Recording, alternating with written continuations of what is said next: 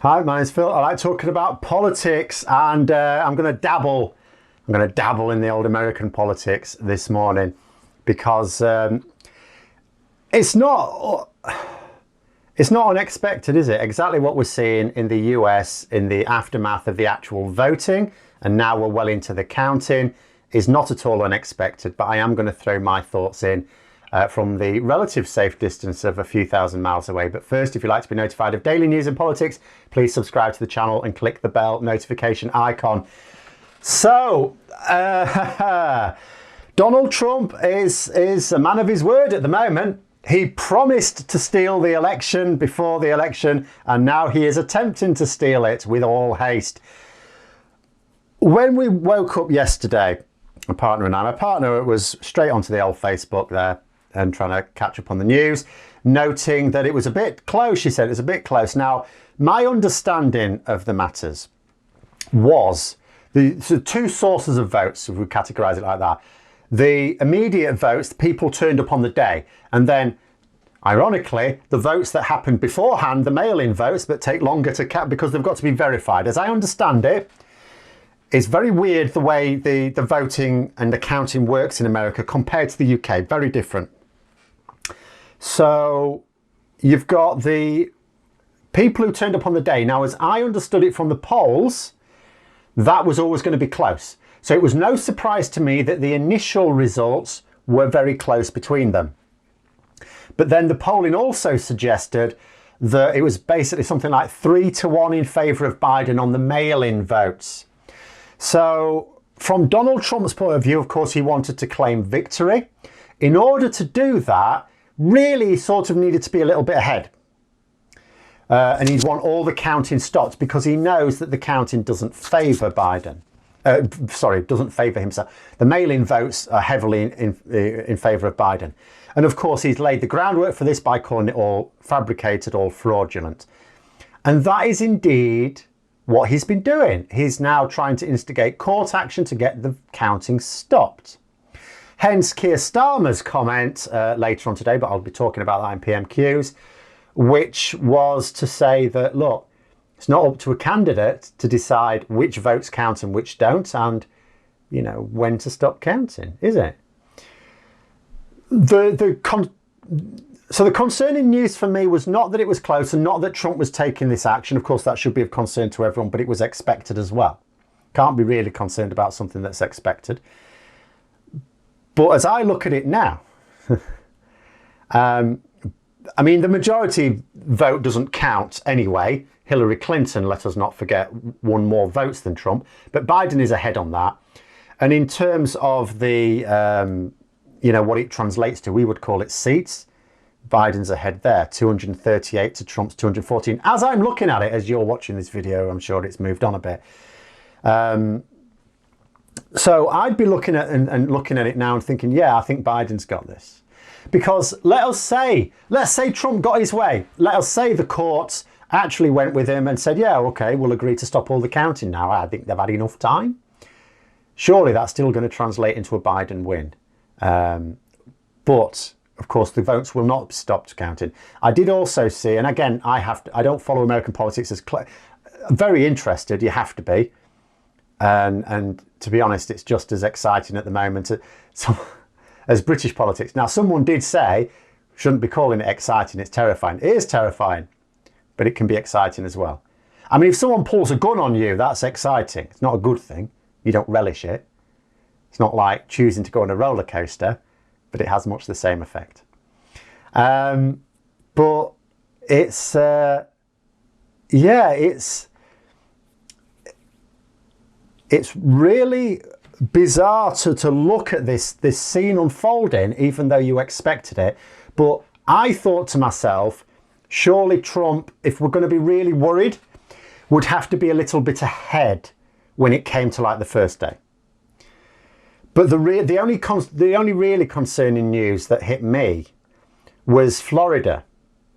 Because as I understand it, there were a hell of a lot of mail-in votes not delivered. And I gather there's a court case there. I gather a judge is demanding to know of the Postal Service why this crap load of postal ballots, these mail-in ballots, were not delivered. And yet Florida declared its result when there's this outstanding issue. And no state has to declare its result, does it? You can understand a position where if a state is so far one way or the other, and if you know how many mail-in ballots there are, even if they've not all been verified, and if you know that the results aren't going to swing it, even if they were all for one candidate or the other, you can declare your results because it's first past the post, same as our system. There's no proportional representation to it. But so yeah, that was a worry. At the same time, we've also got we have got Biden ahead on this. It's looking good. It's looking messy. It was always going to be messy. Donald Trump is going to stop at nothing. And there's many reasons for doing that. You can look at it on one level and so it's just the conceit. It's just the ego. He refuses to accept that he's lost. But then there's the other side of it as well. We're all anticipating the moment when he's arrested. Now, I don't know when that would be. Robert Mueller says that he couldn't be arrested while he was a sitting president. Now, I also gather that that is his opinion and maybe the opinion of some others, but it's not definitive. You didn't have expert legal opinion all of the same mind. There were some saying, well, I see no reason why he couldn't. After all, why should the president be above the law? Didn't Richard Nixon get in trouble for suggesting that? Wasn't that largely denied in the 70s? Because I thought it was. I wasn't around there. It's history for me. But I was of the opinion that Americans didn't believe their president to be above the law, in which case, why should they be above arrest? But that was Robert Mueller's opinion. And then you think to yourself, so at what point does he think that he can arrest Trump? Does it have to be after Biden's inauguration? Or can it be as soon as it's clear that Biden will become the next president? Because I've always said it's an absolute madness that you have this period of time between a president knowing that they're not going to be president in a few months' time and the new president coming in, because it can cause an awful lot of damage in that time. And people explain to me, Phil, you don't understand. We have to change over all the administration. Sounds like a very inefficient form of administration if this has to be done. I don't know why you can't have a more independent civil service, but it's the way it's done in America. It's the way Dominic Cummings is trying to get things done in this country as well. We're apparently going to try and model this American system, please God.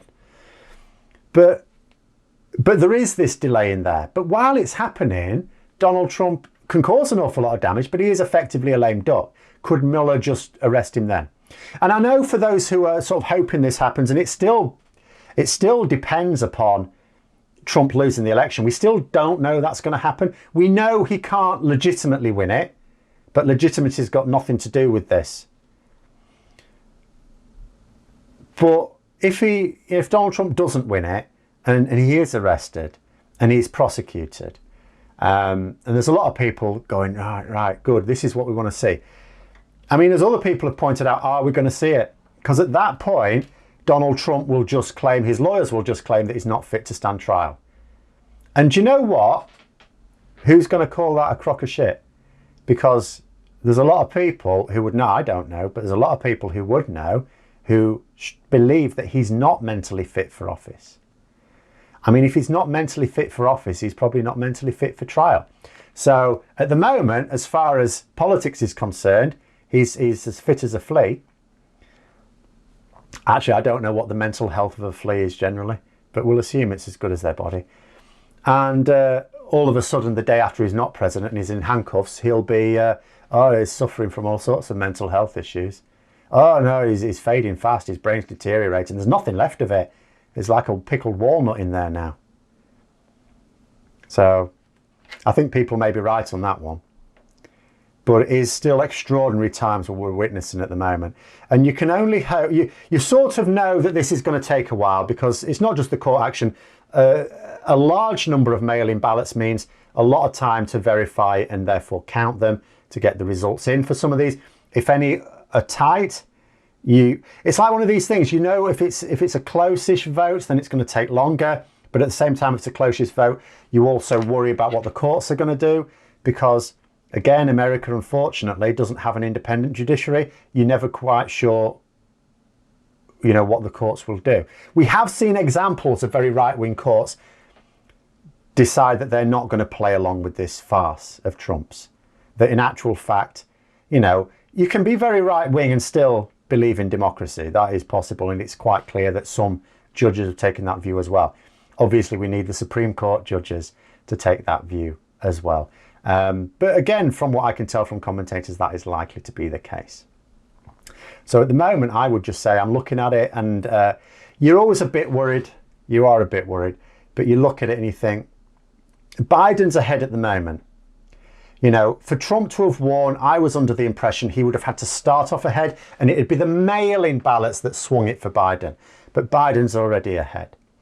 And as more and more mail-in ballots are counted, surely that's going to be more the case. And I do understand that if they actually did stop the counting today, possibly that would swing it very definitively in Trump's favour, because I don't know where we stand on that. I only know where we stand with what has been declared. But there can't be enough courts who are willing to just ignore all those votes when they have made it to them. They may be willing to ignore votes that were never delivered thanks to his plant in the US Postal Service, but once they've actually made it there and they're ready to be counted, surely the deadline for that, if there is one, is going to be the date in December when the electoral colleges have to do their stuff. We will see. Those are my thoughts for now anyway. Let me know yours in the comments below, particularly American friends who can add some further context to this. And I hope you find the video interesting. If you did, don't forget to click the like button. If you'd like to support the channel further, please also click the Patreon link for details. And until next time, I'll see you later.